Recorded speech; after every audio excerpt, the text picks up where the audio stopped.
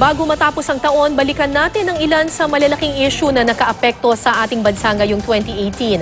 Saan nagtagumpay ang Administrasyong Duterte at saan naman ito tila sumablay? Para sa The Big Picture, makakapanayam natin si GMA resident analyst Richard Heydarian. Magandang umaga. Happy New Year. Advance Happy New Year here. Unahin muna natin itong isa na namang controversial na statement ng Pangulo tungkol sa pagmumolestya daw niya doon sa kanilang kasambahay noon. Of course, sinasabi ng Malacanang na inimbento raw ito. Inimbento lang raw ito because this is something funny. Na parang nag-imbento lang daw para pampatawa. Yeah. What is your take on this? Well, wala naman mali kung gusto mong magpatawa or mag-entertain ng inyong audience. But let's not forget na siya yung head of state natin. Siya yung representation ng dignidad na ating estado, no? At siya yung dapat mag-represent ng best ideals and values. And molestation is never funny. Exactly. And in the age kung saan napakataas pa yung violence against women, in the age of Me Too kung saan lumalabas yung mga babae at nireveal po nila yung mga sexual assault at harassment sa kanila, I think very inappropriate for any president, under any condition, kahit biro lang ito, or kahit hindi presidente. Or anyone for that matter. Kahit hindi presidente, dapat hindi ginagawang joke ang rape or harassment. Hindi ko medyo maintindihan bakit, parang anong gusto nila sabihin na porket presidente siya at nakakatawa yun for him or some people, dapat accept natin. We should never get used to quote-unquote jokes na ganun. And I hope it's just a joke. I hope hindi ito totoo. Kasi if totoo yan, ibang matter yan. But unfortunately, because of statute of limitations and possibly absence of the witness, wala namang criminal liability mangyari ito. But I hope yung New Year resolution ni Pangulong Duterte is he'll find better ways to entertain his audience at mag-joke. Because he's a creative guy. Pag napanood natin si Pangulong Duterte sa ibang bansa, pag nag-speech siya sa China, ibang bansa, he's very dignified, he's very well-scripted, yung talk niya sa ASEAN last year. So kaya naman ni President Duterte yan. So sana in this period of festivity and holidays and family time, si Pangulong Duterte mas ingat pagdating sa kanyang rhetoric. So lagi namang merong hit and miss, di ba? Sa any administration for that matter. Sa nagdaang taon, 2018, ano sa tingin mo yung pinaka-hit or pinaka-mahalagang desisyon or naging aksyon ng presidente? Well, I think, in fairness kay Pangulong Duterte, yung passage ng Bangsamoro Organic Law, I think that was a very important achievement. Alam natin, siya lang yung presidential candidate na nag-support doon sa BBL nung last elections. Yung mga ibang candidates, medyo half-half yung kanilang support or against sila, no? And I think that was a very brave decision, considering na maraming Pilipino ay hindi actually agreed on base sa mga surveys at may mga groups na kina-question yan constitutionally. Pero for someone na pinag-aralan na mabuti yung problema sa Mindanao, I think this is a very important step, no, in the right direction. Walang garantiya na mag-work itong Bangsamoro plan, but I think the fact na si Pangulong Duterte nag-expend ng kanyang political capital to mobilize support in a very reluctant Congress na mapasa ito, I think that was an act of courage. And I think for that, he deserves to get a lot of credit.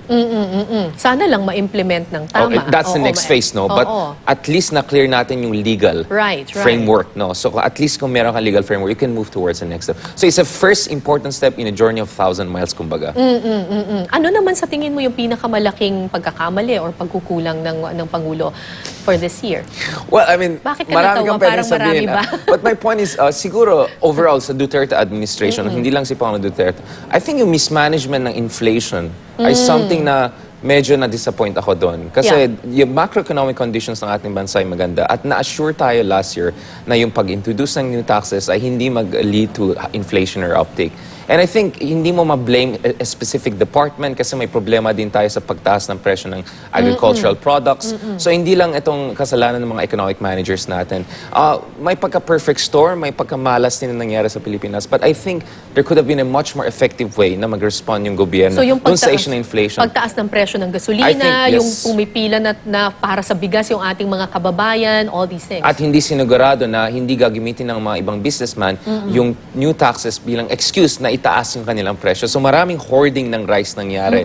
Maraming abuso nangyari dahil may na-introduce na taxes. So I think yung economic mismanagement ay malaking issue. Siguro ako at ikaw hindi tayo nagutom. Pero maraming Pilipino ay nagutom. No? At naghirap sila nung mga months na talaga umakyat ng inflation. At I hope next year ayusin nila yan. Ikaw, expert ka sa foreign relations. And what do you think about yung relationship natin with China? Kasi marami rin ang dismayado ngayon doon sa actions ng administrasyon.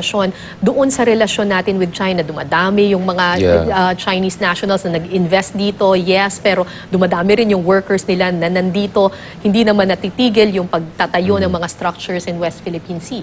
Yeah, medyo mixed yung aking basa dun sa relation natin with China. Kasi in fairness, nung dumating si Pangulong Xi Jinping dito, we did not sign away or waiver yung ating mga karapatan sa West Philippine Sea. So pag tinignan mo yung MOU na na-sign natin sa West Philippine Sea, pinoprotektahan ito ang ating, yung sovereign rights dyan sa West Philippine Sea. O siguro, dismayado din tayo ng konti na si Pangulong Duterte nag-forward deploy na maraming concessions, very positive on rhetoric, pero in exchange, parang hindi masyadong na-reciprocate ng China. At yung investments na sinasabi ng China, we're not seeing that coming in yet. No? Parang masyadong mabagal doon sa 10 major projects ng China. Isa lang nag-clear ng first preliminary phases. So siguro, dapat wake-up call ito sa ating administration na medyo hinay-hinay pa at yung expectation natin sa relations natin with China ay dapat more realistic. Huwag tayo naive when it comes to that. But I don't think it was a major miss. In a way na we gave up our rights. In fairness naman, that's why hindi ko ma-identify yan as a major miss. At the same time, of course, yung pagbalik ng Balangiga Bells, in a way, you could say, pwede natin medyo credit si Pangulong Duterte, but we know that it was a concerted effort.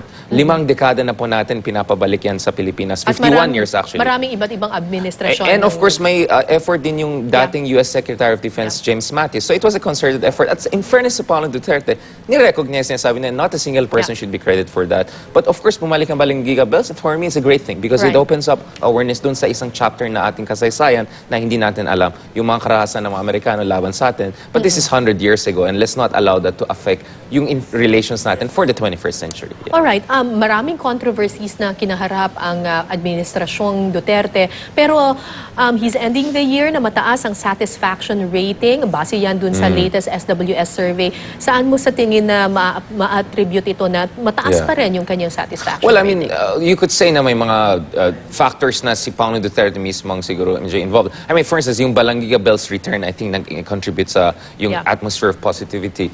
Pero actually, pag tinignan mo yung surveys, paano ni Ramos, paano ni Aquino, most of the time, pagdating sa holiday period, parang may mini-holiday minimum. Medyo nagbabump up. Of course, there were few years during Aquino period, especially towards the latter, na medyo bumaba or steady lang.